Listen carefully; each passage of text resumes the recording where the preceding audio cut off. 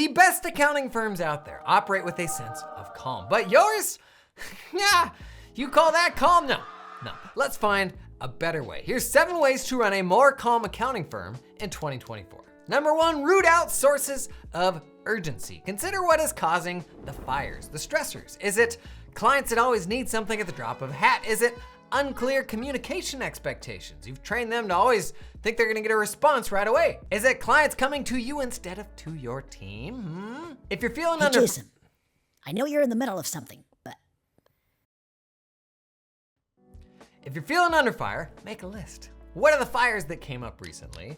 And working backwards, how could they have been prevented? Number 2, identify your firefighters. Stuff's going to slip through the cracks. This isn't a replacement for rooting out the causes of fires, but when they happen, we gotta pull in the people who actually enjoy being firefighters. I had team members on opposite ends of the spectrum. Some who absolutely lived for firefighting. Those were the days where they felt most alive. And team members who would just straight up leave before they would do something like that. They just couldn't handle it. Sir, I am so sorry, but, well, there's no other way to say it.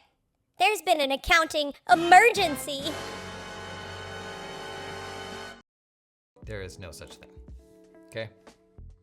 So some people thrive under fire, others just can't operate in that environment. And we can be more mindful of that simply by designating your firefighters. When a hot task comes up, give it to the triage person who's happy to go the extra mile or even draws fulfillment from those situations, because that ain't everybody. Now, number 3, eradicate pain signaling. Now, many of us came of age in a firm environment where showing off just how hard you're working, that one-upsmanship of working later, it is a time-honored tradition. Because who doesn't love heart disease? We learned it from our bosses, they learned it from theirs, and Tracy?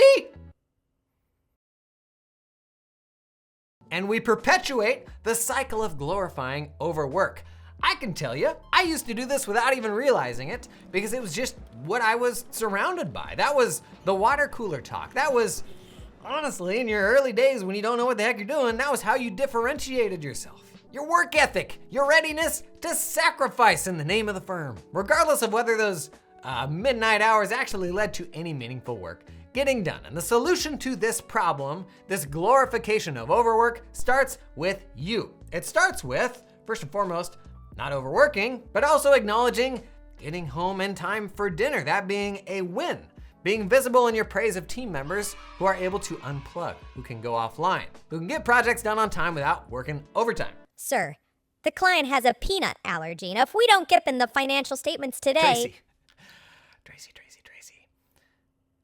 Poor planning on their part does not constitute an emergency on my part, okay? Okay. Most days are not like this. I apologize. Okay, number 4, acknowledge capacity constraints. If I had $1 for every time I heard someone say, well, once we just nail down this workflow issue, we won't be over capacity anymore. And this is just fundamentally backwards. We perpetually take on work until it feels like we are overloaded, and then we take action. Then we make a hire. Then we implement a new system. When the process of increasing capacity, it's work. Finding and training that new person, it is work. Implementing that better system is a whole lot of work. Work you don't have time for because you are now over capacity. And the solution that just grinds the gears of the ROI-minded penny-pinching accountants is to operate below capacity. It is to not squeeze every ounce out of yourself and out of the rest of your human capital in the interest of not taking on too much, not living on the ragged edge of capacity. And the way that I came to terms with this, honestly, was by diversifying our fulfillment, how we got the work done across outsourced and offshore solutions. So here's the medicine you didn't want today. There's a bunch of different ways to get the work done, but most of us have still just relied on traditional hiring. And it's worth stressing that regardless of how the work gets done, you are still responsible for the quality of the output. But we often look down our nose at outsourced or offshore solutions as if they're going to yield a lower quality output when no, like you still control the output. And to think that these solutions are gonna like give you worse results than that junior hire that you just pulled in, like, whoo, buddy, that just ain't the truth. What I eventually did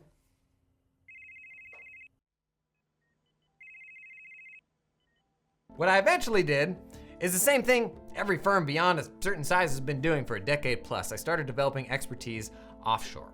And there is a misconception that offshore is where the menial work goes, and that's absolutely not the case. I know top 100 firms whose most senior technical people are offshore. In my opinion, working with global talent is just part of doing business in 2023. And the most vocal people against this, in my experience, are generally the ones who haven't done it. Now, in the case of US tax preparers, the pushback here is usually 7216 disclosures, which is a wildly antiquated set of rules that you're probably already in violation of, as virtually all of our software providers have offshore servers and offshore team members who can access your data. But let's just cruise right past that, because ultimately 7216 is not a reason to not offshore.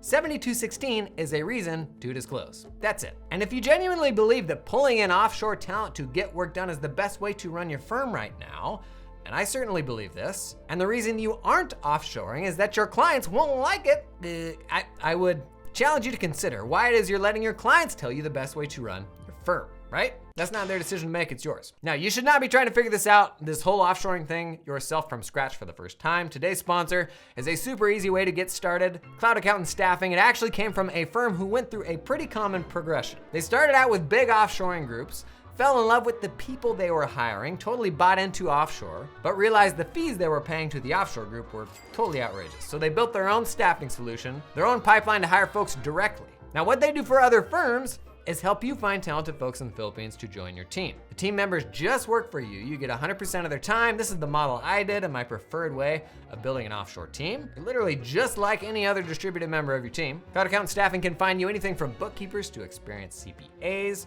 There are tens of thousands of accountants in the Philippines working for everything from small firms to big four. Whatever your team needs is out there. It is not just for entry-level staffing. Now, if you're looking for a good way to get started, check out Cloud Accountant Staffing, link in the video description. Now, I've shared before how hiring offshore was one of the best things I ever did in my firm. And again, that was in an 80-year-old tax firm, legacy partners, legacy clients, all the blockers you can imagine. The folks we hired in the Philippines were so good, it completely changed the way we thought about getting the work done. How long has he been like this? He just came to our office a couple hours ago. Needed a set of financial statements. Is that normal? Well, they had to lock in a mortgage rate. Sounds like a real accounting emergency. Number 6, delegate your email, buddy. We're gonna do a whole standalone video on this, but many of us are spending easily a quarter of our time on email, and there are some really easy tactics to make this more manageable, like not leaving your email open all day, I see you. Not training clients to expect an immediate response, and what was the biggest change for me, getting help. An assistant to manage your inbox so that you aren't handling everything. So that you aren't the one running on that treadmill that's buried in quicksand with one of those like weighted vests on you while trying to get the work that you actually wanted to get done today, but you can't because of the treadmill thing. Now, there are lots of bad ways of doing this. This shouldn't look like someone trying to impersonate you or completely cutting you out of things that you need to be in the loop on. But I'd argue that the reason most people haven't accepted help with email is purely because they don't want to admit that they need it, or that they don't want to be the type of person who has an assistant. I don't want to lose sight of my roots. Gang, your firm operates out of your email inbox. It is an essential part of the business. This isn't where you're keeping up with pen pals or writing your grandmother. It's where the work gets done. And like everything else in your business, should not be exempt from delegation. And I'm even looking at you, solo firm owners. And last, my 7th tip for running a more calm firm this year, do what needs to be done. Because you know what? You already know what needs to be done, don't you? Don't you? And you just haven't done it yet. If you made a list right now of all the things you know you need to do, the hard things, the uncomfortable ones, if you made a list of all those things, then alongside them wrote how long you've known you needed to do them for, yeah, my guess is in many cases, some of those items have been on there for months, maybe even years. Now, zoom out. It is worth remembering you have the greatest gift as a firm runner, that of agency. You aren't working for the man anymore. You did it. You have complete freedom, complete control. What are you doing with it? Take control. Do what you know needs to be done this year so you can get that firm back to a place of calm and make this all more sustainable, not just for you, but for the people who work for you as well. Did we get the mortgage rate? He's wrapping up another call. I'm sure we'll get to it soon. You haven't sent the financials to the banker yet? No. Oh my gosh. No, we're working on it. the bank feed broke and... Ooh. Doctor! Ha!